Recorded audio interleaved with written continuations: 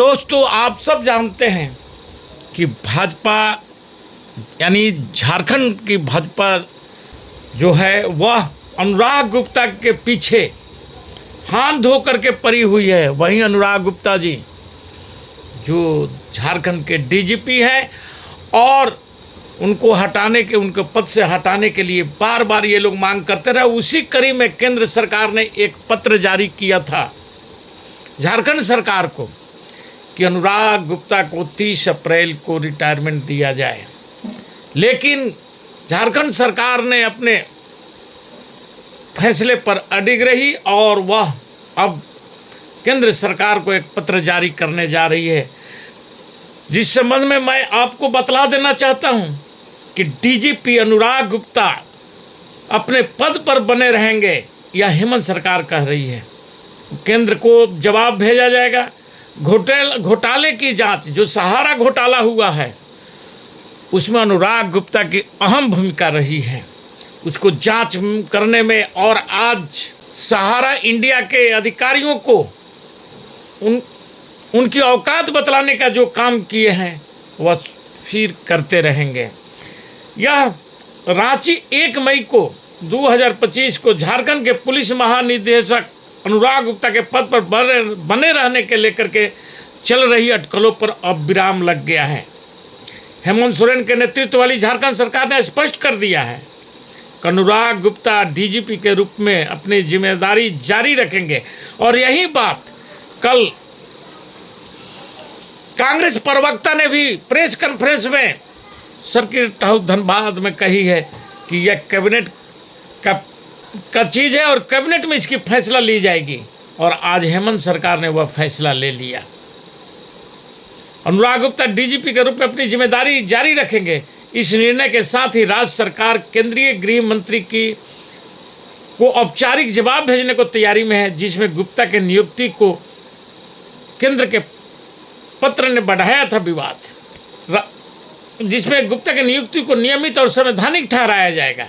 केंद्र के पत्र में बढ़ाया था विवाद। हाल ही में केंद्रीय गृह मंत्रालय ने 30 अप्रैल 2025 को अनुराग गुप्ता की सेवा निवृत्ति का उल्लेख करते हुए उनकी सेवा विस्तार पर रोक लगाने का पत्र झारखंड सरकार को भेजा था। मंत्रालय ने गुप्ता के नियुक्ति पर सवाल उठाए थे, जिसके बाद उनके पद पर बने रहने को लेकर संशय की स्थिति बन गई थी। हालांकि सूत्रों के अनुसार मुख्यमंत्री हेमंत सोरेन के रांची लौटने के बाद कैबिनेट की बैठक में इस मुद्दे पर गहन चर्चा हुई, क्योंकि हेमंत सोरेन जी विदेश यात्रा पर थे।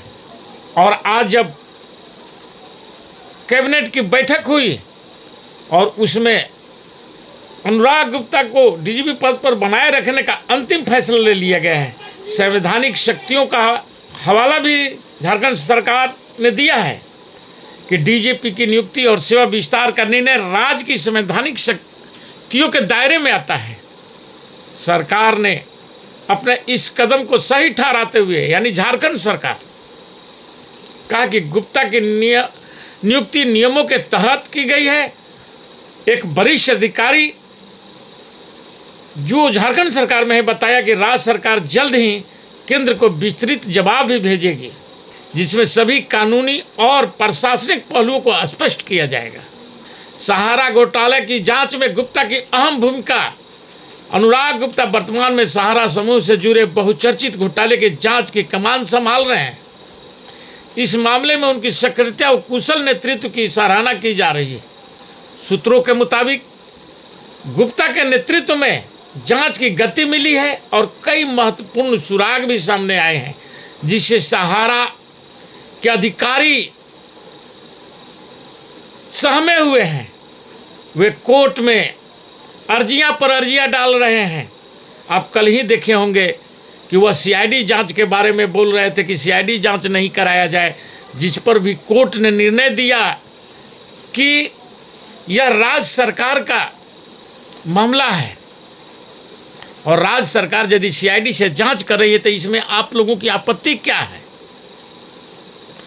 और कोर्ट में मुंह के खाने के बाद ये लोग अब केंद्र की तरफ, यानी इनकी सहारा इंडिया कंपनी के अधिकारियों की हाथ तो बहुत लंबी है, वे शासन प्रशासन में अपनी पैठ रखते हैं और इसी के चलते आज 12-13 साल से सहारा निवेशकों का पैसा ये लोग वापस नहीं करके उससे लटकाने भटकाने का ये काम कर रहे हैं।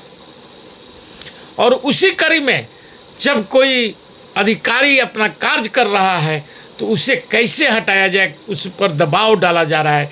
और अब तो झारखंड सरकार पर भी केंद्र सरकार दबाव डाल करके उनकी नीति और नीयत स्पष्ट कर ली है कि वह सहारा इंडिया परिवार के पक्ष में है, नहीं कि सहारा निवेशकों के पक्ष में। लेकिन झारखंड सरकार हार मानने वाली नहीं है।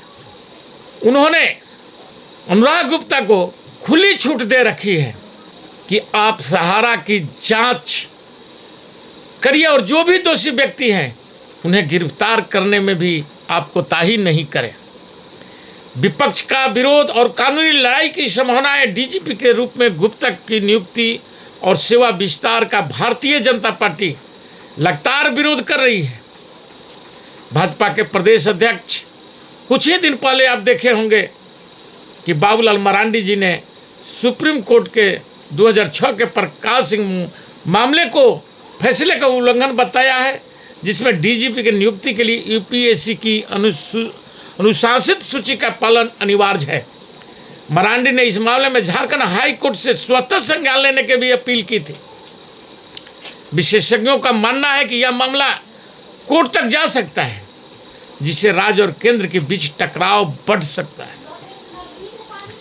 गुप्ता का विवादों से पुराना नाता रहा, ये बाबूलाल मरांडी जी कह रहे हैं।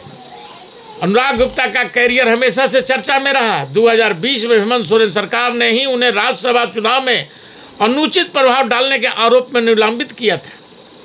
इसके अलावा 2024 के विधानसभा चुनाव के दौरान चुनाव आयोग ने उन्हें डीजीपी पद से हटा दिया था। लेकिन जेएमएम नीति गठबंधन की जीत के बाद उन्हें नवंबर 2024 में फिर से प्रभारी डीजीपी बनाया गया। उनकी हालिया नियुक्ति और सेवा विस्तार ने एक बार फिर उन्हें सुर्खियों में ला दिया है। जनता की नज़र सरकार के अगले कदम पर डीजीपी अनुराग गुप्ता के नेतृत्व में झारखंड पुलिस ने हाल के महीनों में कई महत्वपूर्ण कदम उठाए, जिसमें महिला सुरक्षा कोषांग का गठन है, अपराधियों से जुड़े पुलिस कर्मियों की पहचान शामिल है। जनता और राजनीतिक हलकों की नज़र अब इस बात पर है कि केंद्र सरकार के पत्र के जवाब में हेमंत सरकार क्या रुख अपनाता है और क्या यह मामला कानूनी दांवपेच में उलझता रहेगा।